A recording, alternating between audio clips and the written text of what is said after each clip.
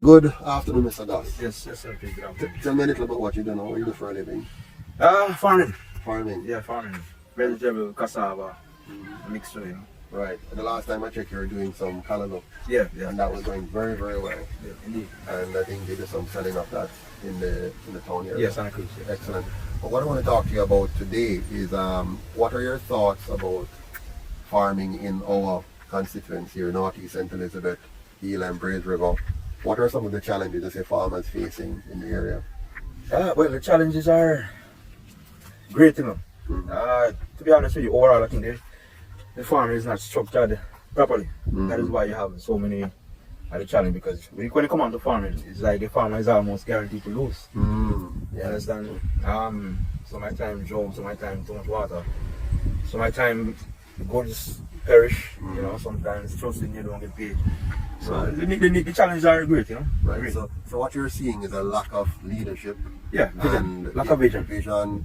A structured approach. Right, exactly. So for example, one of the issues you and I spoke about before one day by my fence, we were chatting for a while, was the need for cold storage for farmers. Yes. Tell me about that. Why do we need cold storage? All right. If you have a cold storage, what you could actually do, you could have a guaranteed market for the farmer, right? The farmer will be guaranteed he will lose. So what you do now, you structure in some way, whatever the farmer produce, come to the cold storage. Right. So in doing that now, you control the pricing as well.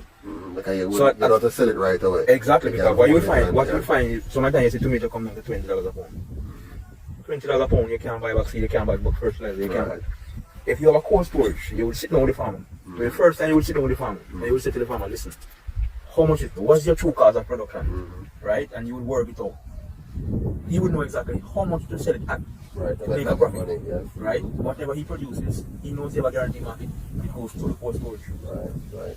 So if you had like an effective leader now in our area, that leader could have organized for us to build a common cold storage that all our farmers could use, hold their produce, so that we can make sure we have a guaranteed good return on their investment. Exactly. Excellent. Now I noticed we have a cassava factory over in Elam that was built. How long ago was the first one built?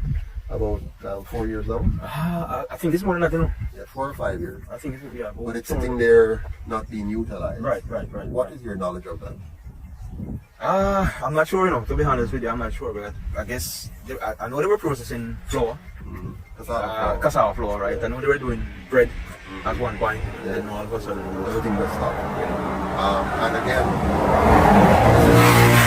this is money that it was a grant. I believe it was from the and the grant was spent, the facility is built, but as far as you and I are aware, that facility is now sitting idle. So it's not producing cassava flour. There's nothing else being processed there. No. You have a guard at the gate every day, and wages are being paid, I guess, for whoever is the administrator, but it's not functioning. But they're building another one. In fact, they just completed another one. It was on the other. Across from it, almost exactly across from it. Yes. Do you hear anything about that in terms of how that's going? I guess there are some issues, I guess the issues are being solved. So it appears, though, that almost anything our government touches somehow doesn't seem to work. It's like we have to always depend on foreigners coming in, the Chinese maybe, the Italians maybe, the Spanish maybe, the Americans, but somebody else has to come in and seem to run things for us. We can't run our cane, we can't run our banana, we can't run our cassava, we can't run our coffee. What do you think? Well, actually, myself and another farmer were having a conversation earlier on, and I was saying it was the first time we see under Jamaica Labour Party coming, we see pork is selling.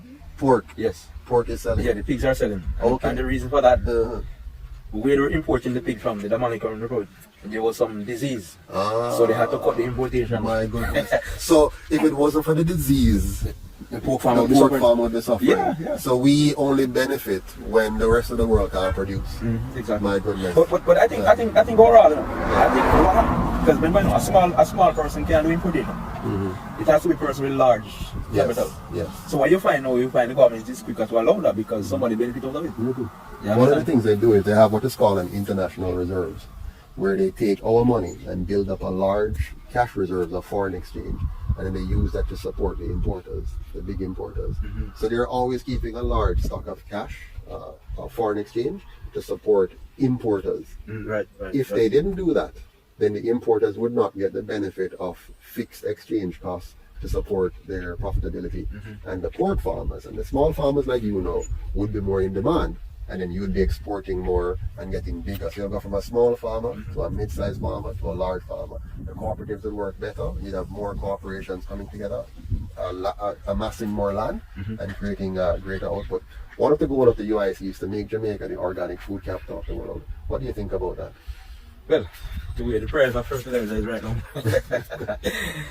from 5,000 to about 13,000, that's more than almost more than 100%. That's almost triple. So just imagine if we were producing our own fertilizer organically, because it was promoted and encouraged by our government, so that we can become a mass producer of organic fertilizer, a mass producer of organic foods and vegetables, and a major exporter to the rest of the world in this.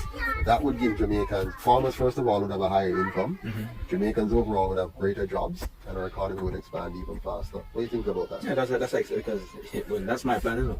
Yes. I have a lot of plans, but the funding, when you come on to the funding, that's a serious issue. Serious issue. Mostly everything in this country waste. Everything waste. Yeah.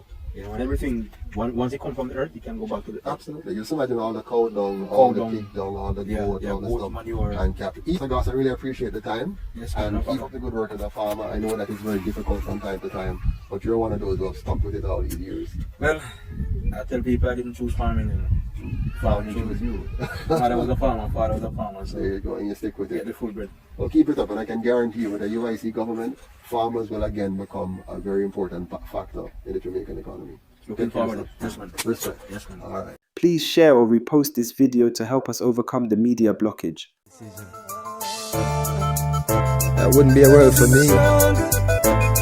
That wouldn't be a world for you. UIC.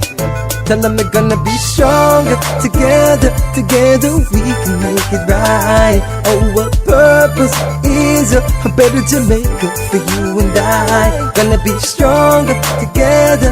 Time we all just unify. Our purpose is a better Jamaica for you and I. It is a natural right for every human being to be free.